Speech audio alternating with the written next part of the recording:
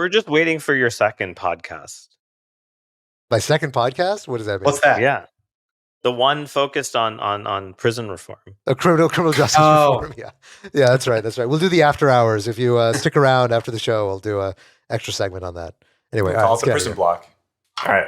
The prison block? Oh. Not a dividend. It's a tale of two clans. Now, your losses are on someone else's balance sheet. Generally speaking, airdrops are kind of pointless anyways. Unnamed trading firms who are very involved. Alec.eth is the ultimate concept. DeFi protocols are the antidote to this problem. Hello, everybody. Welcome to the Chopping Block. Every couple weeks, the four of us get together and give the industry insider's perspective on the crypto topics of the day.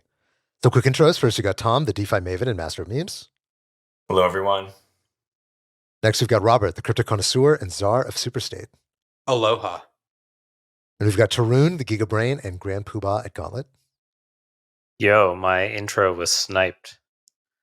It was sniped. What? Oh, you're the Aloha guy? I usually say Aloha. Oh, damn. Okay. All right. Nicely done. You could have I'm sniped Steve, me. the head hype man at Dragonfly. No, good. Guys, no front running on the show. Come on, let's keep it clean. We are early stage investors in crypto, but I want to caveat that nothing we say here is investment advice, legal advice, or even life advice. Please see choppingblock.xyz for more disclosures. So boys, we got another week of the crypto bull market. Today was notable, and we'll be talking about this a lot today. It was the launch of a token called Ethena, which we've talked about on the show previously. I think we had a bit of a snip back and forth about it. So Dragonfly, we are big investors in Ethena. We led their seed round. We also invested a ton in their Series A. So we own a lot of this token. This token has come out at a crazy high price. For those of you who are not in the know, you may have seen Arthur Hayes going out talking about how amazing Ethena is. Ethena has grown to, what are they sitting, like 1.5 billion of the token circulating? Or sorry, of the stablecoin that's circulating. It's the fully diluted valuation. Synthetic dollar, not a stable coin. Synthetic dollar. Sorry. Yeah, Speaking you should loosely. know. I should know. Yeah, I mean, of all things to mess up after that debate last time. Sorry, I'm moving quick through the notes. Okay, so anyway, it's sitting right now at something like 12 billion fully diluted valuation. $1 billion was airdrop today. I think Robert, you said you were a proud recipient of the airdrop this morning for at least a couple hours. But there's been a lot of drama about Ethena. So although its token is launched today, there's a big fight taking place in DeFi that is being called a DeFi civil war over Ethena. So let's talk a little bit about what's going on. There's a lot of details here about what's exactly happening. And so I thought, Robert, you might be the best person to kind of parse and explain the story. So it starts with MakerDAO integrating Ethena, and we talked a little bit about this last time, and now it's extending into AAVE having a response to what's happening at Maker. So Robert, can you walk us through what happened exactly with Ethena? Sure. So I'll try to take this from like a 90,000 foot view, and you guys can all jump in with more details and facts and your understanding of the situation. So Great. One of the things that Ethena has done successfully is... By the way, let's also start with a recap of what is Ethena for the uninformed. Sure. That's all on you. Okay. So Ethena, the simplest way to understand Ethena is that it's a tokenized cash and carry trade. So the idea is you take Ether, you hold Ether on spot, and then you short the futures or the perpetual swaps. This is known as a cash and carry trade. Basically means you're delta neutral. So you're in theory not taking price risk. You're only taking counterparty risk. There's obviously a couple of other risks that are in the interim of where you find liquidity and how you rebalance across different markets. But more or less, that's the idea. It's a tokenized cash and carry trade. So you can deposit, instead of holding Ether, they hold staked Ether. And so they give the cash and carry trade yield as well as the staked Ether yield. And they, some of this yield goes into an insurance pool, but that's more or less how it works. It's a token. You can buy it to essentially get the yield from that tokenized cash and carry trade. Okay.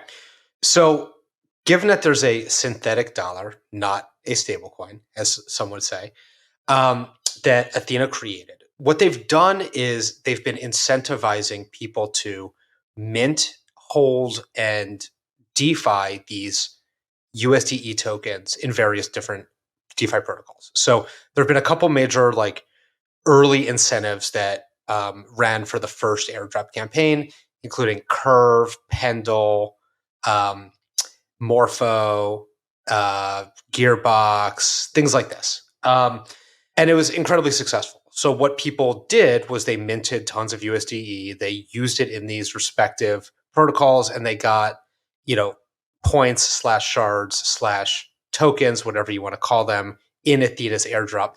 And they were heavily incentivized to use these, friendly peer DeFi protocols because they like super juiced the incentives to use these protocols. So if you used Curve, you got like 15 times as many tokens as if you just, held USDE. So what's happened today is they airdropped a token to everybody, the internet celebrated, and then they began, season 2, so to speak, of their airdrop campaign.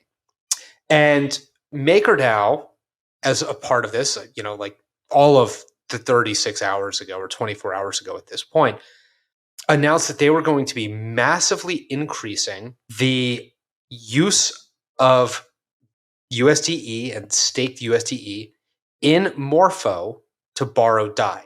And I'll unpack the exact mechanics here for anyone who's already confused because there's like too many things like flying across.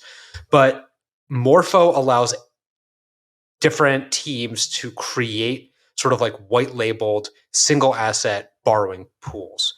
And so MakerDAO has these borrowing pools that they've created where users can use USDE as collateral or SUSDE as collateral and borrow DAI. And the MakerDAO ecosystem / DAO / protocol mints those DAI for users to borrow. So they're basically acting like a central bank or a commercial bank when they're doing lending, which increases the money supply.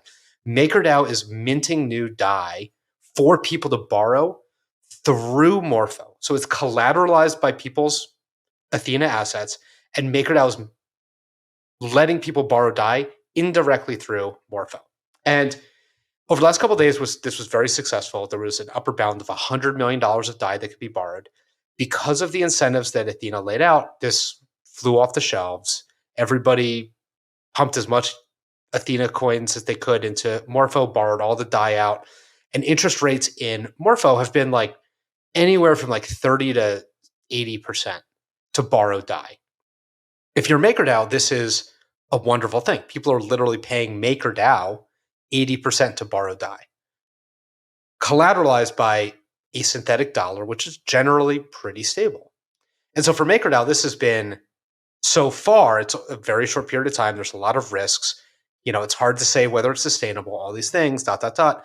MakerDAO has benefited tremendously from this. And it looks like an incredible new revenue stream for MakerDAO. And so MakerDAO put out a proposal today to raise the limit to $1 billion, starting with only $600 million of actual DAI issuance, but allowing there to be $1 billion of DAI minted for people to borrow using Ethena synthetic dollar collateral.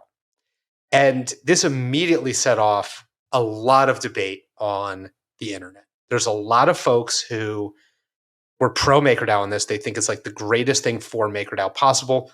If people are going to borrow $1 billion from MakerDAO at 30 to 80% interest rates, MakerDAO is going to make a lot of money. And then there's a counter reaction from other protocols that feel left out or feel, neglected, or it's hard to describe, but this immediately set off a chain reaction, specifically with the AAVE protocol that began the process to delist DAI, citing the fact that they believe that DAI, because of this $1 billion mint, was too risky for AAVE to support as collateral, as well as they announced interest in delisting the asset entirely. And so this is a huge event to occur in the span of a day. Crypto Twitter has been a buzz talking about what this means, why it's happening, where everyone goes from here, and it's setting off fireworks. And so would love to hear from you all. What do you think of these fireworks?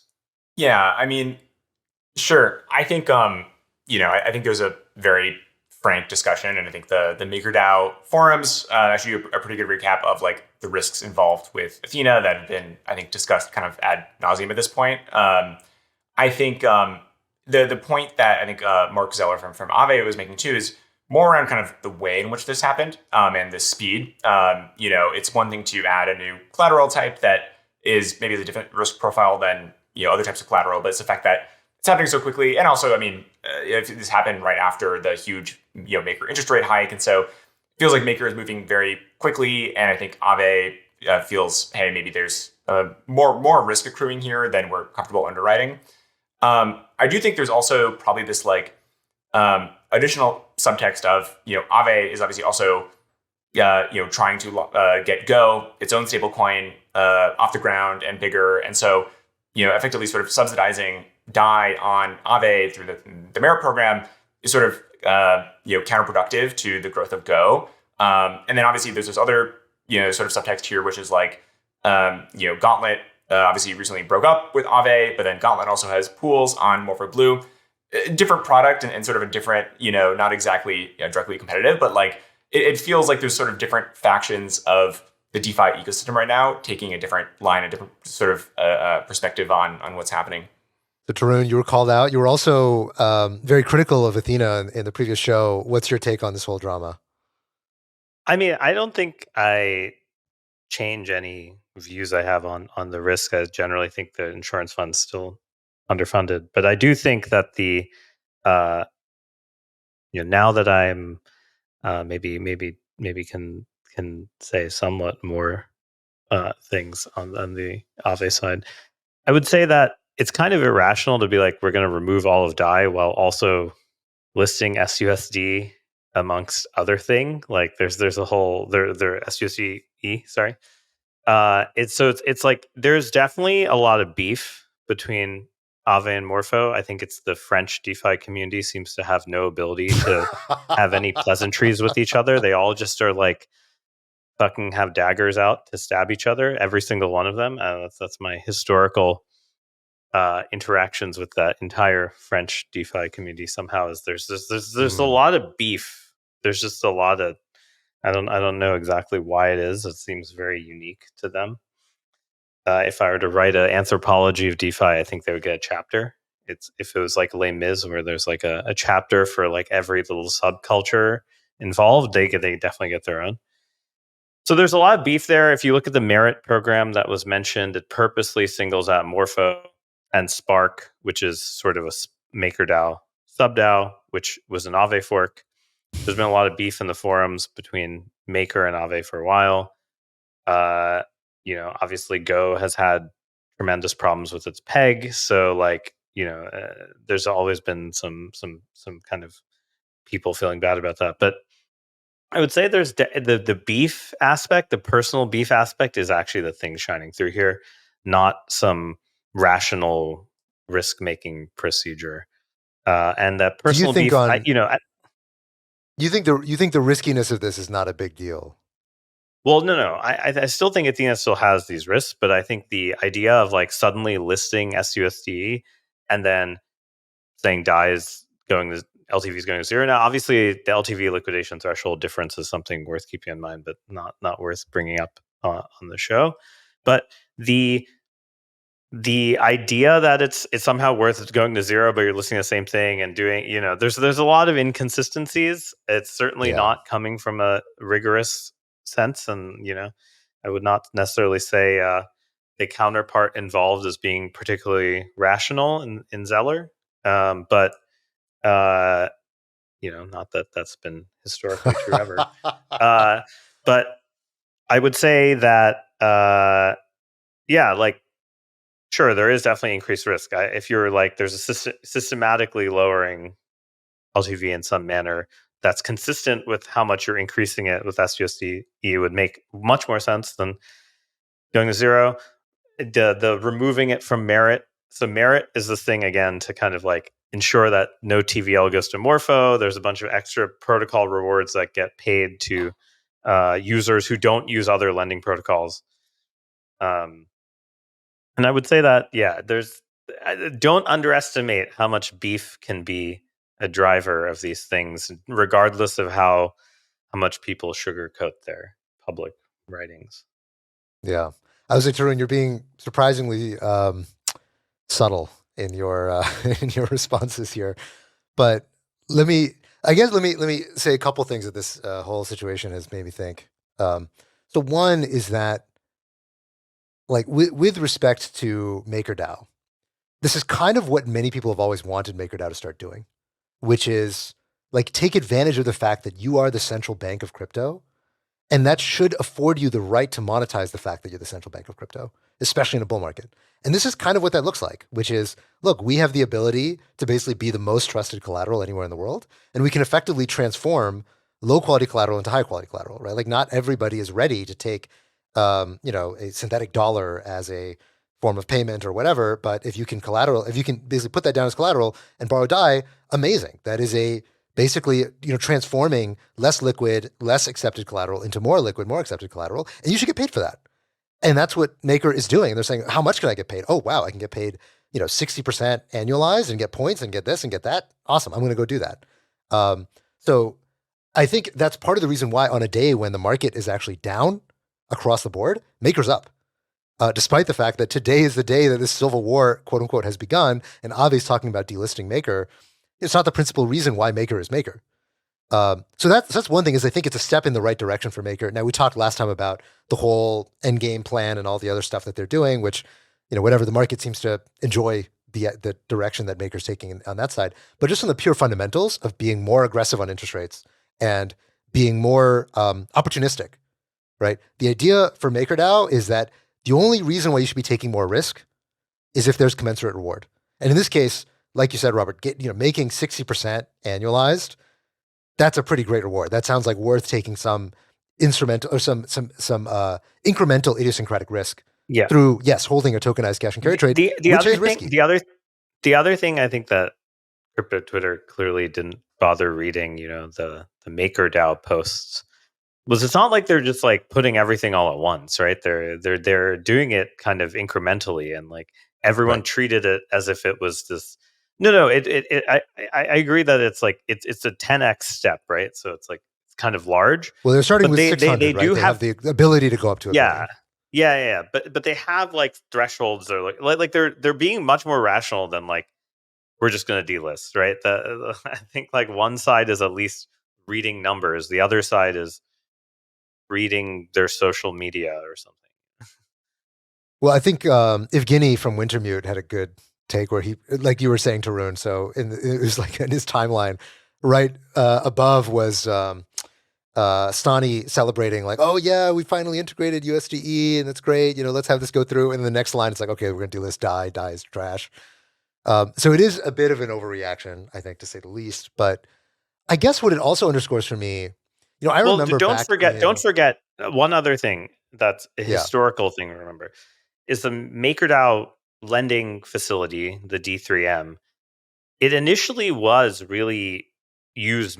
The majority of it was really used in AAVE for a long time, and there was disputes over that historically of like how that allocation happened. And I think the DeFi protocols may be memoryless yield emitting objects, but people in DeFi governance do not have, unfortunately, are not memoryless Markov. They are very not memoryless. Unfortunately, that's right.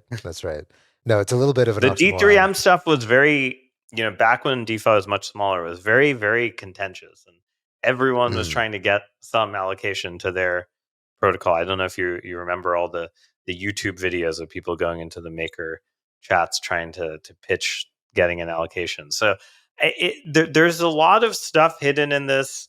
Probably not even that interesting in some ways because it's again just people who have personal beef with each other. But don't underestimate that. That's the interesting dynamic, right? The interesting dynamic here is that I remember we were talking before about sushi. I think previous show, and one of the things that sushi did that a lot of other protocols didn't do was they kind of went horizontal.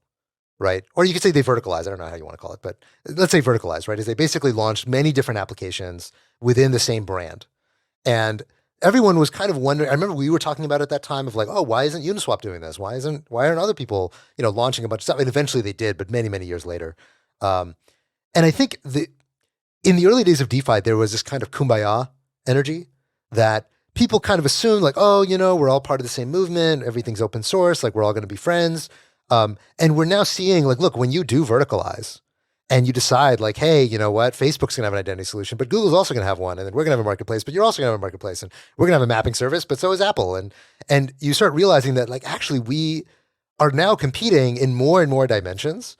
And this sort of patina of, oh, we're all friends and we're all in it for the love and, whatever, it's all positive sum. It starts to go away at a certain scale and at a certain kind of breadth of different functions that you're doing. At a certain amount of yield at size. At a certain amount of yield, yes. Niceties go away. A certain intensity of the bull market. And yes, the niceties go away. Finance, though. This is not just true in crypto. Yeah. I think like a lot of early finance things like always have this like it's a club, and then once someone starts making money, it turns into knife fight. Yeah, I think that is a large part of it, right? Like, is that there's only so much. Morpho is obviously growing and getting a lot of attention, and that's causing knives to come out. USDE is growing, causing knives to come out, and not everybody can win to the same amount in a bull market like this, and I think my guess would be that's driving a lot of it. No one will ever admit that that's what's driving it, right? And maybe no one even feels like that's what's driving it. Maybe their lived experience is like, no, it's this. This slight is the thing that's causing me to do this, and they just lost my trust and blah blah blah. And I don't doubt it, but I think under the Shakespearean drama of it, I think it really does just come down to incentives and the fact that we're not in DeFi summer anymore, and there's not just this like, well, every time the DeFi meme gets bigger, all tokens are worth more. I think the market is really being much more discriminating now. And there have been very few people who have successfully gone horizontal in multiple categories while also maintaining the same market share across categories, right? And I think the problem is the expectation when you're successful in one category and have market share X is that, obviously, as a founder, you have to have the delusion that, which is a fair delusion, right? Otherwise, you wouldn't even try doing it.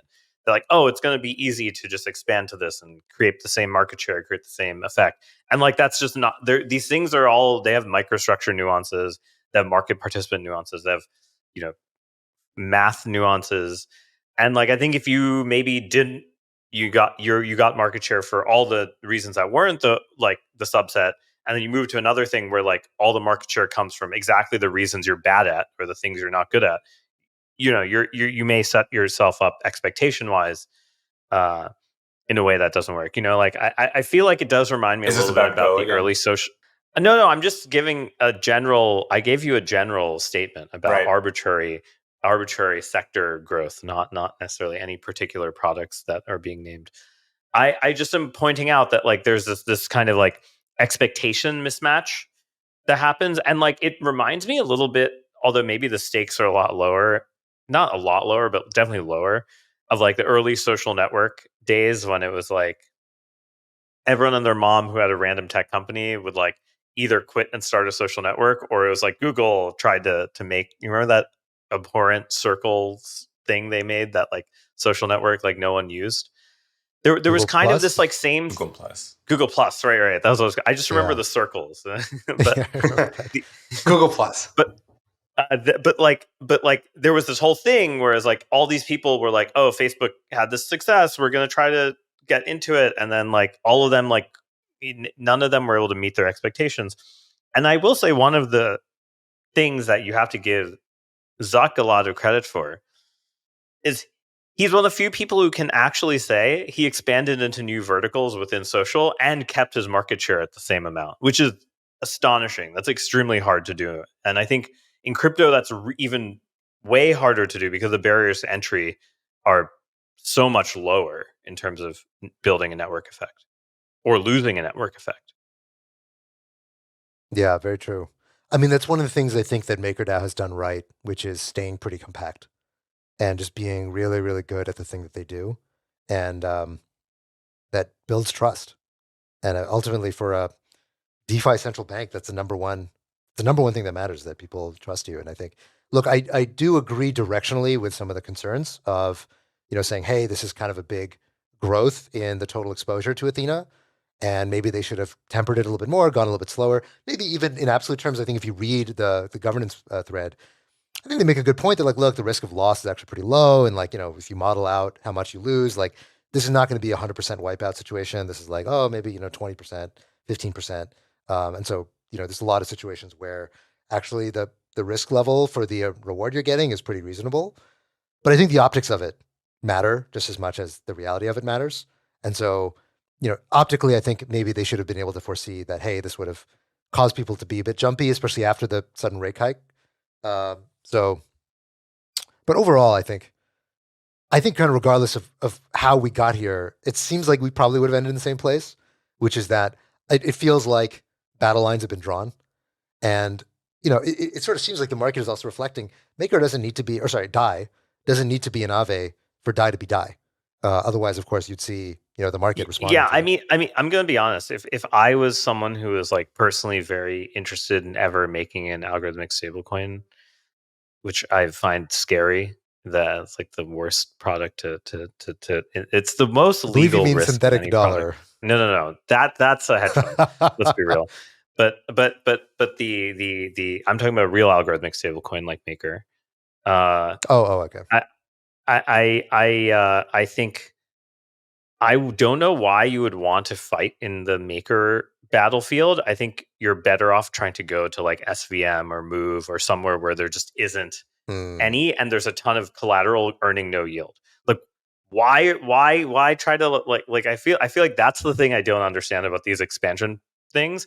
Is like everyone wants to expand in like the same field, but there's all these fields with tons of collateral that is sitting there either staked or like not doing anything, and like, yeah, this is like a good liquidity transformation type of story. And it's just like mind-boggling to me. We haven't seen like Maker in other ecosystems yet. Like I think Solana What is is the just getting collateral there first. ratio you would set for Geo Bowden?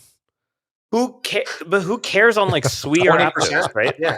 On Sui or Aptos, at 2x, people would still do it because they're sitting on a ton of stake Aptos or Sui, and the market caps are sufficiently high.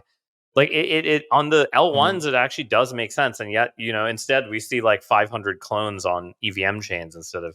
I've never understood this dynamic of like the wanting to stay in the same ecosystem, because I actually think you run into this problem we're talking about.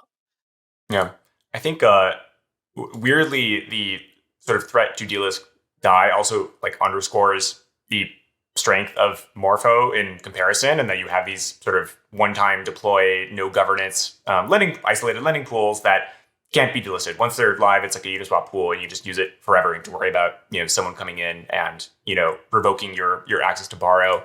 I think going back to what you were saying around these sort of vertical integrations, I think one thing actually I think that Maker has done well, which has kind of gotten underappreciated, is spinning out their products to sort of stand on their own merit and have their own brands, and Summer and Spark, and like they're largely pretty successful, and they haven't tried to like make it all the Maker ecosystem and it's all sort of the same team doing the same things. It's these you have dedicated individual teams working on these individual products within individual brands, even though they're obviously all sort of tied back to Maker and DAI in some way.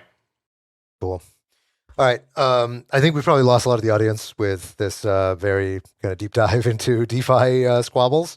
So let's move on to, I think, this is going to be the type of audience episode we get a lot of angry tweets or Farcaster casts. Actually, I've noticed engagement, by the way, something funny to note.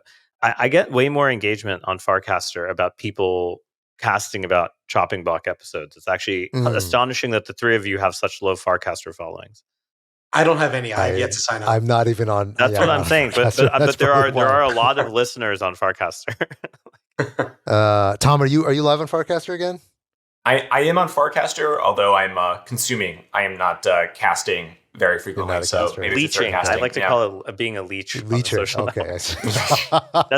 That's like the old school, like that's like the BitTorrent file terminology. Yeah, exactly. Okay. Nice. All right. Well, speaking of being a leech, let's talk about the SBF case. So SBF was just sentenced.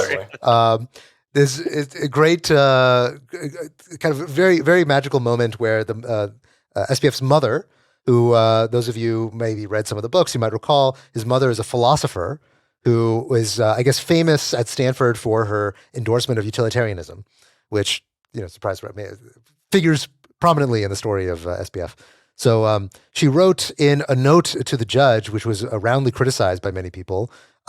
She wrote that SBF never intended to commit harm, and that he was an awkward math nerd who loved video game and animals.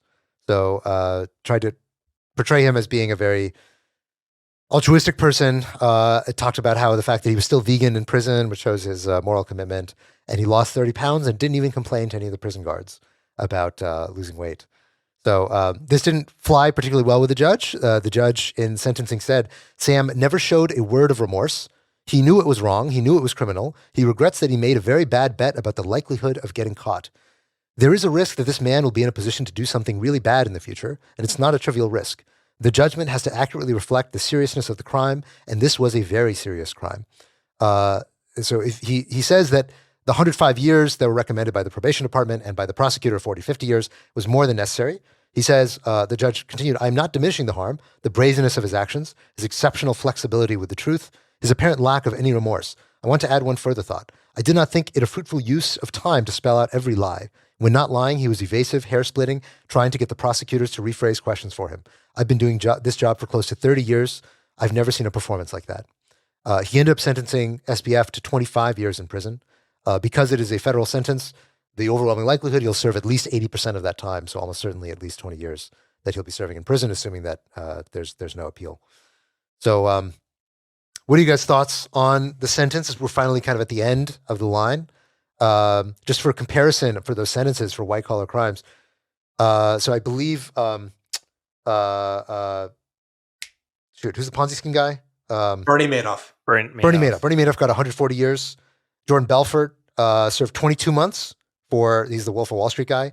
Boesky served 3 years for insider trading. Elizabeth Holmes was sentenced to 11 years for her fraud. What do you guys think? SBF, 25 years.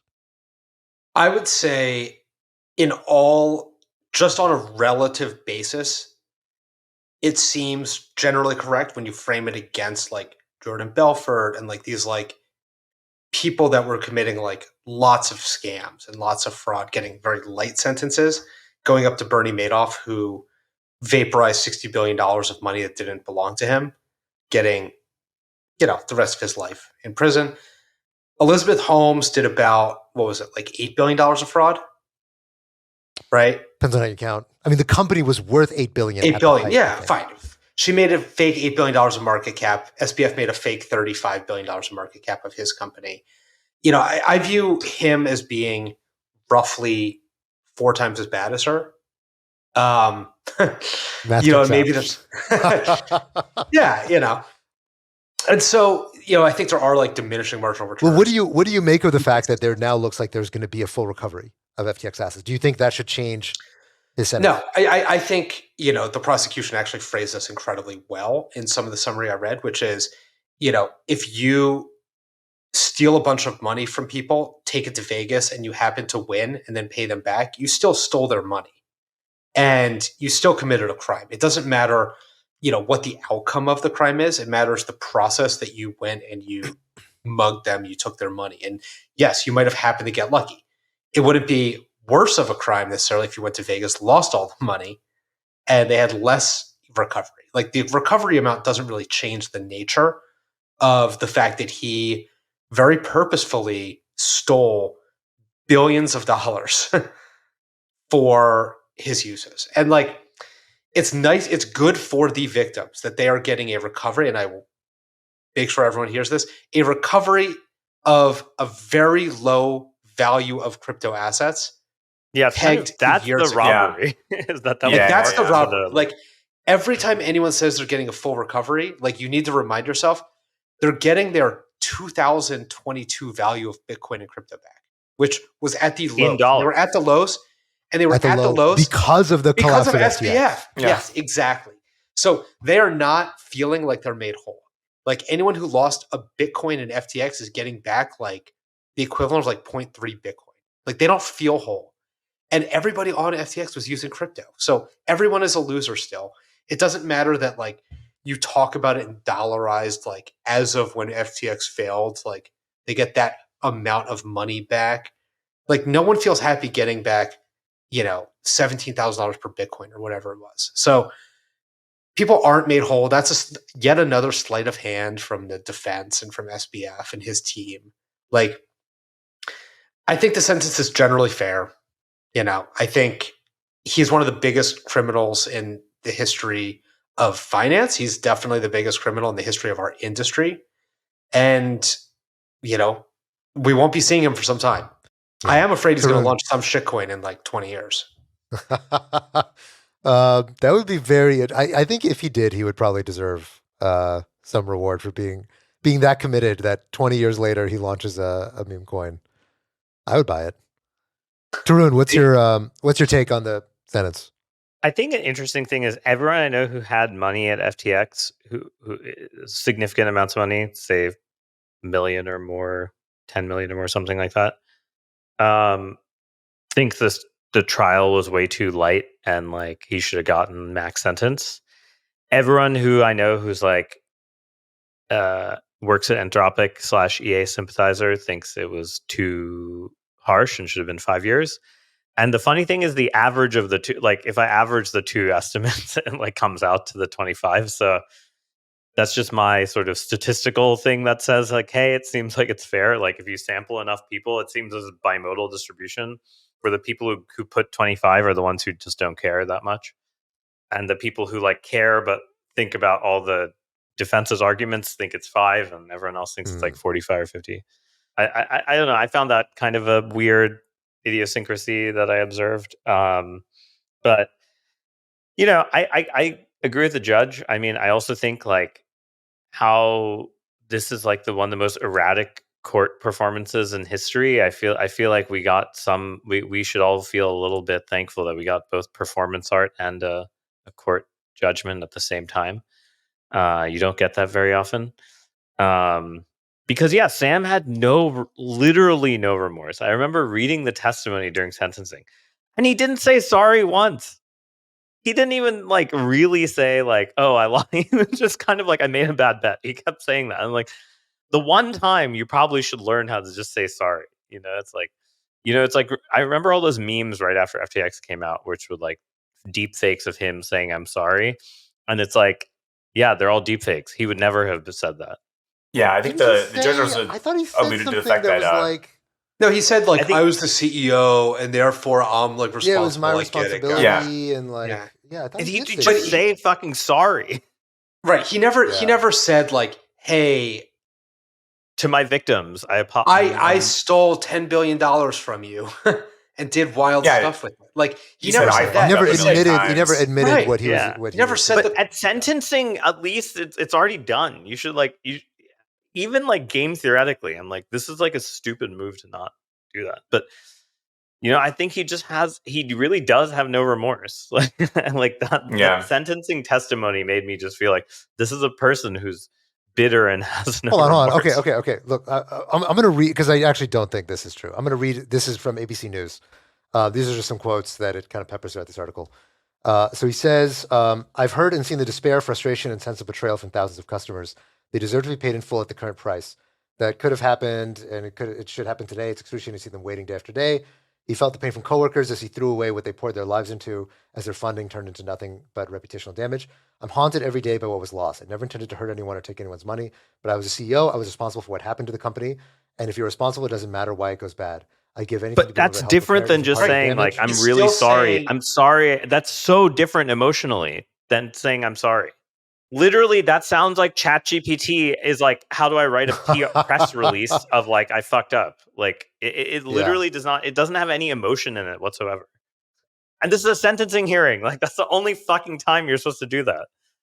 Yeah, the judge also mentioned in sentencing that he like perjured himself several times while he was on the stand. So like kind of goes back to the idea that just was never able to be straight and own up to it. And I think even, like focusing on the loss of his colleagues' careers, it's like a big distraction from kind of the core issue here.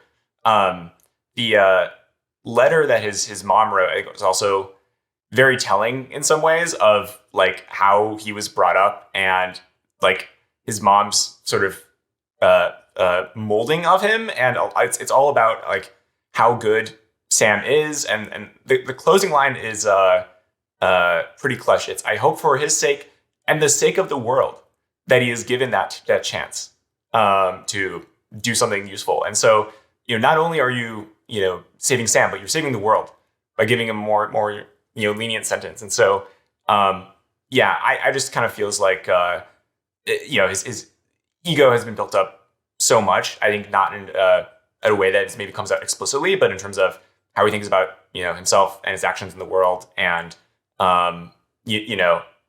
sort of acting without regard for others around him, even if that isn't something that he would explicitly say.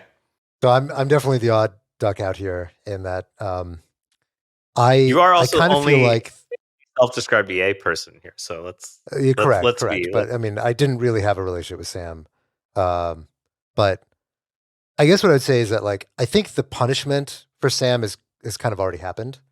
Like he's probably one of the most hated people in America. He has lost all his money. He's lost his entire reputation. He can never work. He can never be a company CEO again. Like more or less. Obviously the civil charges against him by the SEC are also going to be would otherwise be significant if had they decided to go through with them, which I assume they're not, given that he's going to be in prison. But it just feels like on top of all of that, like locking somebody in a cage for 25 years and like he'll be 50 when he gets out. I don't know. Like I don't believe in retributive justice or punitive justice in that kind of way, that like just kind of locking away somebody and then feeding them through the state. And like now he's on all of our dime now because, he can't do anything. He can't be productive. He can't make any make any wrongs right. He's just kind of useless, but he still lives on in prison for the next 20 years.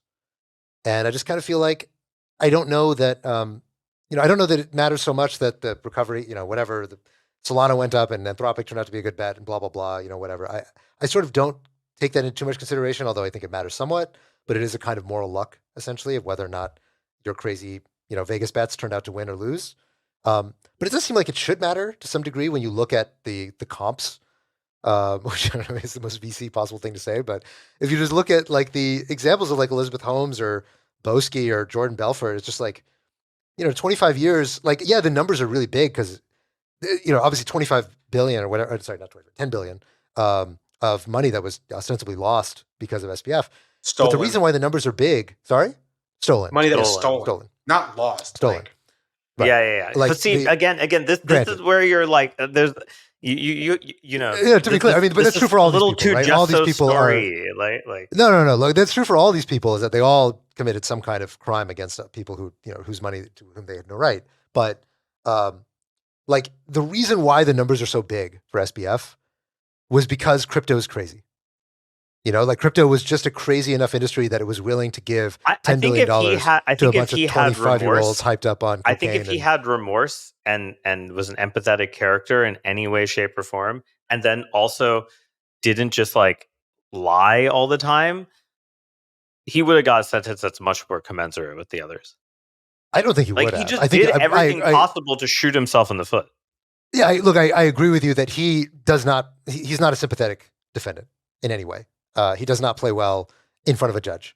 But I think that probably would have changed 25 to 20. I think there's no way, given the severity. No, I think it would have. I think it would have been like closer to 10 to years. 15. I think 10 to 15 if he was a better. I think the numbers are too big. I think like the sentencing guidelines for a crime this big just make it almost impossible for a judge to give lower than 20 years. Like the people were projecting it might be like 50 years. It might be basically life in prison, which like look, if you get out at 50. Imagine how much society has moved by the time it's fucking 2050. I don't know. I mean, I just think like there's no real winner in this. Like I think like it's not like the people in the recovery get more money. I feel like Sam is in for another 15 years. Your Your sort of criticisms are more the criticism of like the criminal justice system in the U.S. They're not necessarily. They feel like they're less. It's not really specific to Sam. It's not really more about like nonviolent. But conditional on being in that environment, in those environs, and agreeing to those rules, it's very hard to say that he got the wrong end of the stick. Now, the rules he's playing by, you can dispute. That's sort of more in the vein of the arguments you're making. But I don't think that conditional on accepting those rules that like this was so out of whack. Yeah, I think it's also again. It's an optics thing too. It's Elizabeth Holmes defrauded investors. They're professional investors. They should have done more diligence than they were supposed to. But that's on them. Like they fucked up. That was their job to do that. People had their life savings in FTX. Maybe they shouldn't have, but they did.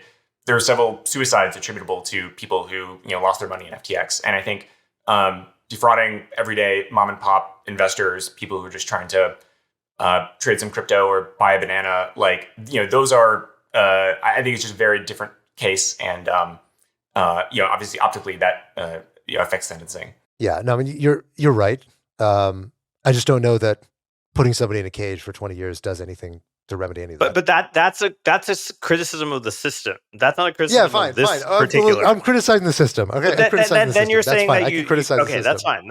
But I mean, this is like one of the longest sentences for a white collar crime, I think, like ever. Well, Bernie Madoff was higher. Yes, but I mean, Bernie Madoff is perhaps the outlier that we're comparing it to, which is also on a very different scale, and over many more years. Bernie Madoff was like his entire life was running this Ponzi scheme.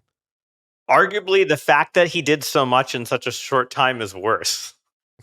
SBF ruined, but it's so like it's many a function of how crazy crypto is, right? Like, how many normal people, otherwise like sort of psychologically normal people, presented with that dilemma would have also done maybe not exactly what Sam did, but something also fucked up, right? Like, my point is that anyway, whatever. I don't want to die on that hill.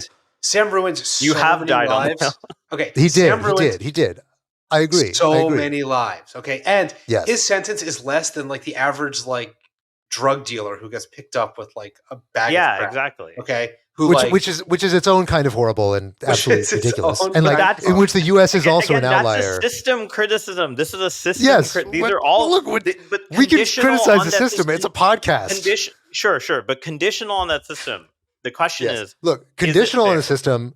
Conditional on the system. I think clearly, if you include in the system sentencing guidelines, then it's clearly fair, right? Sentencing guidelines are very strict on the total amount of economic harm, and this is something that who was it? Who's it?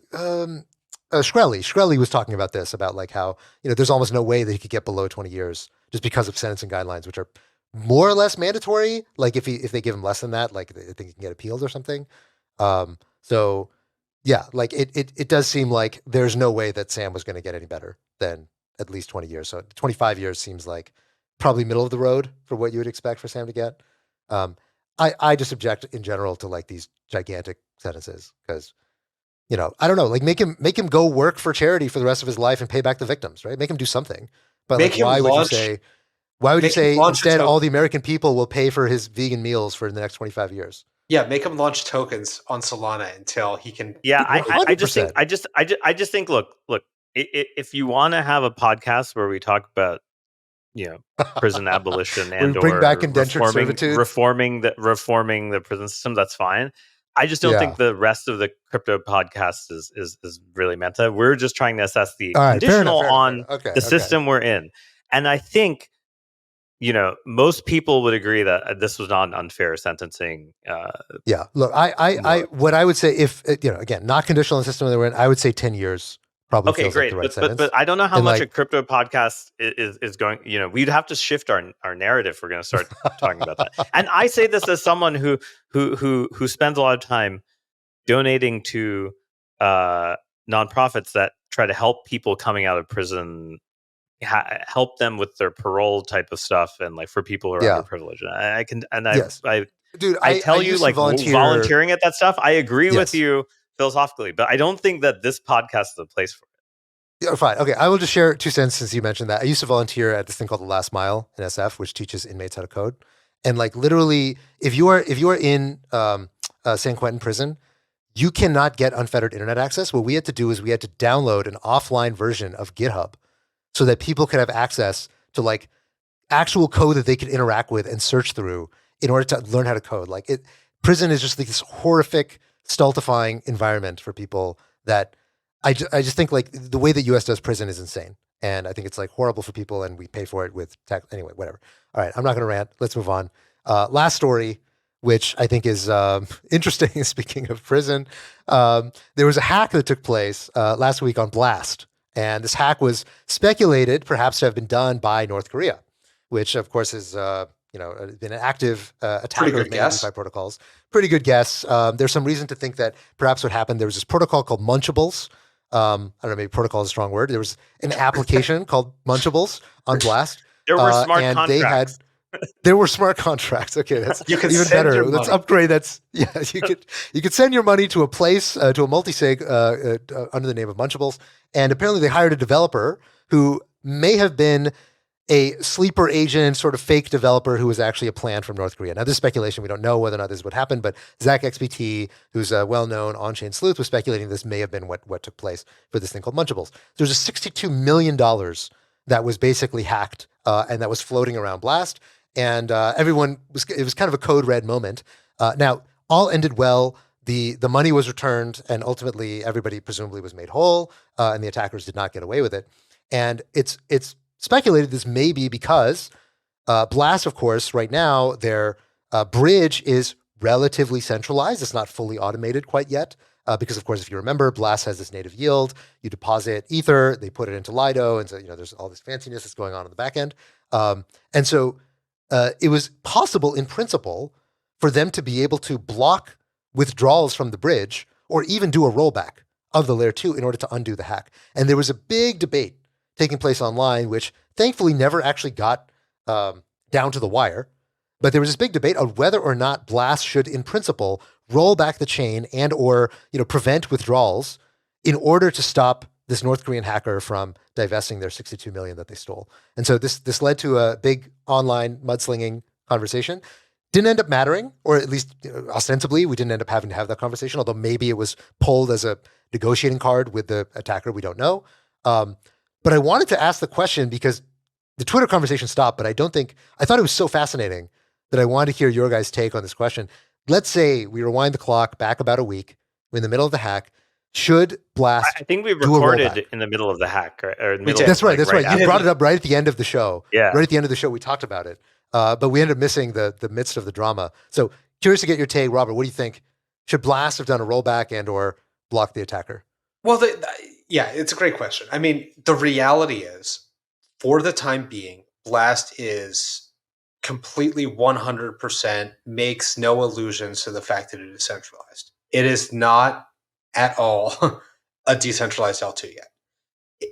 One of the advantages of that is that while under complete centralized control, they can make changes, especially changes that are in the best interest of the users. And I think it just starts with a very simple question. Would a rollback be in the best interest of the users? Or would blocking the attacker's funds and then redistributing back to the users be in the best interest of the users? The answer is yes. Like, it seems very obvious to me.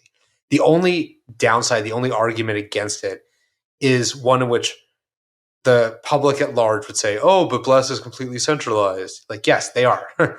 Like, all of the arguments I saw for why they shouldn't do that, it was like, oh, this just proves that Blast is like not a true L2, or like it just proves that, like, it doesn't matter. Like, this isn't Ethereum back in the day when they had to make the hard decision to fork and move past the DAO, like the original like hard fork decision. Like, Ethereum and Blast are radically different platforms and radically different systems, and one was designed to be decentralized and one was not designed to be decentralized. So why even try to map the analogy to historical patterns like the DAO and just try to embrace the features of like what it is? All right, so let me steelman that side just so that you have a counterparty to play devil's advocate against. So the steelman of the don't fork is, okay, one, if you fork now, you are setting a precedent that we will fork when bad things happen on this chain, and it's going to be a long time before this thing is fully decentralized. And if we do this, right, like, one, we are weighing in on something that we don't know the answer to, of like who exactly is the attacker and blah, blah, blah. But second is that it's also implicitly giving us liability, because if we are blocking this attack, what about all the attacks that we don't block? What about all the little tiny hacks that people will then come and say, hey, you blocked the North Korean attack, but you didn't block my hack of like $1 million or $2 million. Are you now liable to block every attack? And if not, like, is it wise to be creating this precedent that, look, if your protocol gets hacked, like, you as a user, you're responsible for making sure that you don't put your money into random devs who are doing whatever random nonsense. If the protocol is intentionally going out, compromising its own its own, not the values that currently are ensconced in the protocol yet, because they're not, but that's the protocol that we're aspiring to be, is one that is fully decentralized and where we don't have this escape hatch that we can pull anytime we want to. I don't think Blast is There's a kind of moral hazard. All right, a couple points. One, I don't think Blast is trying to be this like radically decentralized platform. Two, we have a historical context for this. Binance and BSC, whenever there was issues they could block, whenever there was hacks they could unhack, whenever there was stolen funds they could unsteal, did it. Did they get it right 100% of the time? No. I'm sure there was all sorts of like heinous crimes on Binance Smart Chain and like hacks that like they didn't fix. But whenever they had an opportunity to fix a large hack, they did it. And the user base on the whole was like incredibly happy that they did. And like legitimately, Binance Smart Chain is probably more decentralized and probably a more robust system than Blast is. And they still did everything in their power to prevent users from being screwed over, right? And that was one of the biggest selling points for a very long time of Binance Smart Chain, which was the worst landmines.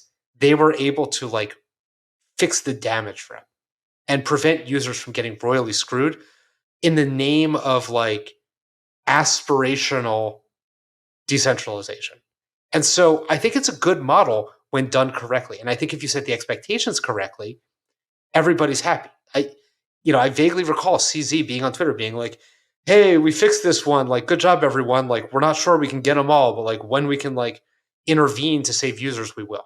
And like, that's a really good framework for people on a pretty centralized chain. And I think like if the attitude is we will do our best when we can, we won't get them all. But if we can fix users, that's a good thing. And there's no reason not to. Yeah, I'm trying to remember exactly which BNB chain hack that was that found this like extremely nuanced threshold signature bug that was like common to a bunch of Cosmos chains. And then they reverted it after. Like that one was the ultimate example. I think it was 2022. It was like before, it was right before FTX. We talked about it on the show. I think it was like right before FTX, like September, October.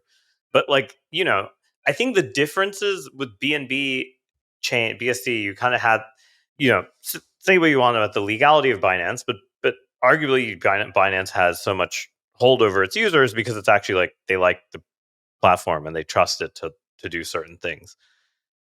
I just don't think you have the same level of trust here in the operator bridge kind of complex, right? Like yeah, but it's clearly not the same. Listen, the people that are using Blast and the people that are using Binance Smart Chain are not smart contract code is law individual evangelists. They are retail that are clicking buttons on a website and they probably don't have any idea how it works under the hood. And they don't really care about philosophical arguments. And yeah, no. I'm just saying like the Blast team has to be able to provide the same level of customer support as Binance for this analogy to work. That's Tarun, are you saying that they should? So are you net? Are you saying yes rollback, no rollback?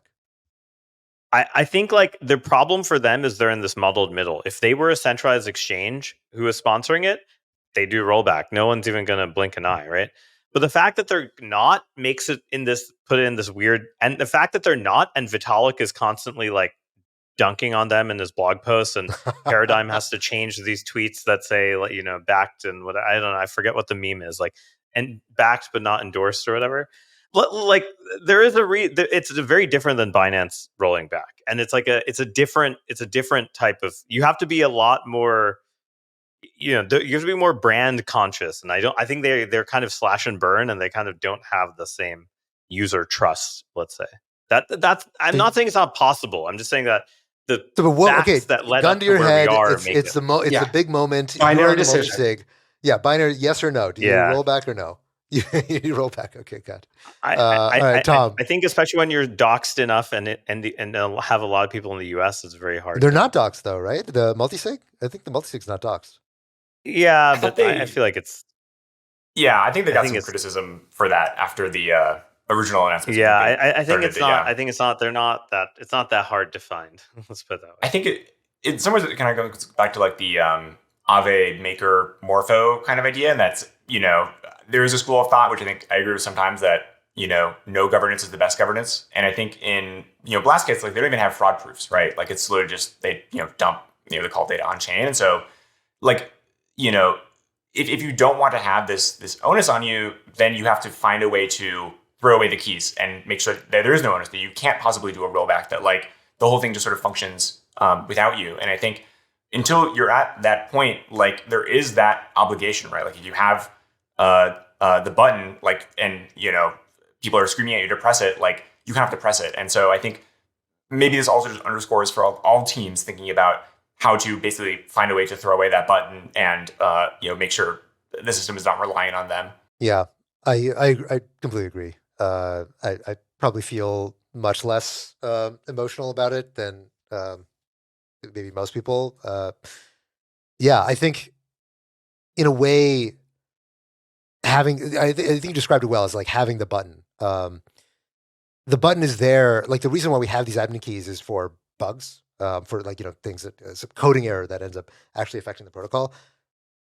Having $62 million stolen by North Korea is just as bad as any other bug that might get introduced at a protocol level. So if you want to save your ass and also save like crypto, more or less, it's kind of on you to help do the good work of making sure that North Korea can't monetize these attacks. And so I think the answer just really, really easy is that yes, it does open a can of worms, and that can of worms is going to get opened anyway because you don't have fraud proofs and you're not kind of fully decentralized yet. And that's true for most of the optimistic rollups today. Is that, you know, they're not all the way. What is it? Level 2 or level 3 rollups? I forget what the level is. They're not all the way to the higher levels of rollupness. In which case, like, yeah, you kind of have to accept that you're not there, and you know, there's no point in playing make believe. Like, just do the right thing, and that probably means, you know, block the bridge, or, you know, in the worst case, roll back the chain. I'm very against rollbacks. I think they're just like incredibly messy, and DeFi is so complicated now that like literally rolling back is just borderline impossible. Like you're going to undo too many things. Yeah. But blocking the bridge, I mean, the fact that there's no privacy pools or anything on Blast should make it, I think, relatively straightforward. And I assume that's why the hacker gave back all the money, was that they were. Yeah, I'm just, the reason that my only point was that I think like if you have some credibility with your users, it's much easier to just be like, roll back. No one cares. You don't have to second guess it. You don't have the army getting angry at you on the internet, right? Like, how many people were actually angry at the BSC rollbacks? I'm willing to say zero. Right? Yeah, like zero. Vitalik isn't writing blog posts about how BSC is like a bad L2, right? Like, but obviously there's every fucking blog post. If it's possible, there's a dig at Blast. And like I said, the Blast investors are also kind of like shirking. So it's like, okay, well, that's a very different game, right? That's like a very there was a day when people were firing a lot of pot shots at BSC, but I think at this point, BSC but has for just kind totally of creamed different everybody. They were just No, granted. But they didn't care about the rollback thing. They're like, Binance rolls back anytime, right? Like, yeah, this Binance is part of the freezes funds up. are Safu meme, is that Yes, like Binance exactly. protected its users. They didn't give a shit about like what led to the situation. They were like, if we can get our users' money back, we will, and everyone liked them for that. It's a good framework. This gets back to one thing you said, Haseeb, before probably we have to end, which is, you know, every new cycle, there's like a new exchange modality that attracts like the new assets, right? Like the old exchanges are too slow or too regulated or too lazy or whatever the reason is. But in the same way that Solana is sort of the new exchange for meme coins, or the exchange for meme coins at this point, the L2s themselves are basically exchange custodians in some weird way until they're actually decentralized, right? They are exchange custodians, exchange/custodian. Like they have some weird middle ground of those things.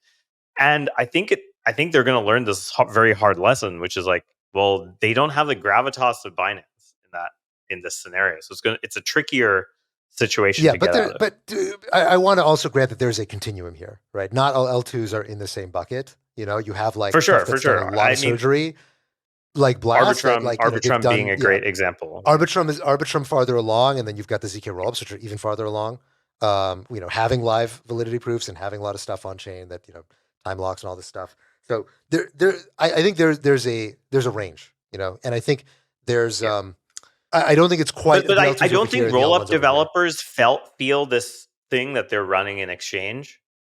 But like, to your point, they are kind of running an exchange, right? Like inevitably.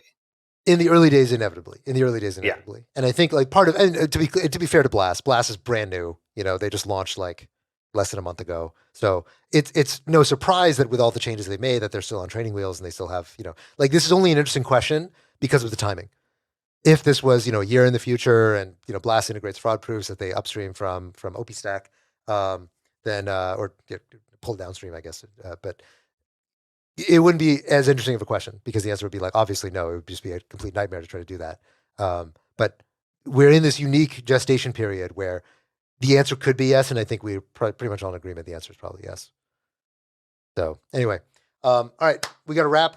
We'll be back next time with more contentious me making apologetics for criminals. Till next time, see everybody. We're just waiting for your second podcast. My second podcast? What does that mean? What's that? Yeah, the one focused on prison reform. A criminal justice reform. Yeah, that's right. We'll do the after hours. If you stick around after the show, we'll do a extra segment on that. Anyway, Call it the prison block. All right. The prison block. Oh. All right. Wow.